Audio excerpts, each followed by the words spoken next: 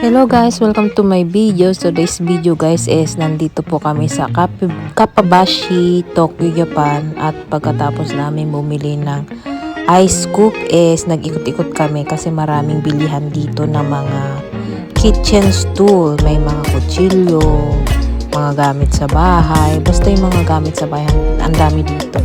So yung ibang shop is nakasarado sila. Tapos yung ibang shop naman ay nakabukas. Pero mas oftenly bukas sila na marami is yung Monday to Saturday, pero pag Sunday sarado daw sila. Buti na lang is madali lang namin nahanap yung talagang hinahanap namin na ice cream disher. So pagkapunta namin sa isang shop, nagtanong-tanong kami at yun, nakita namin agad.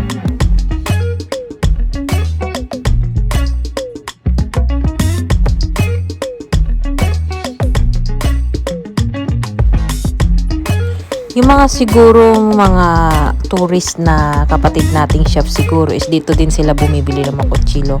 Kasi kutsilyo kasi sobrang tatalim ng kutsilyo nila dito. So maraming nakita din ako kanina na tourist na mga bumili ng mga kutsilyo nila.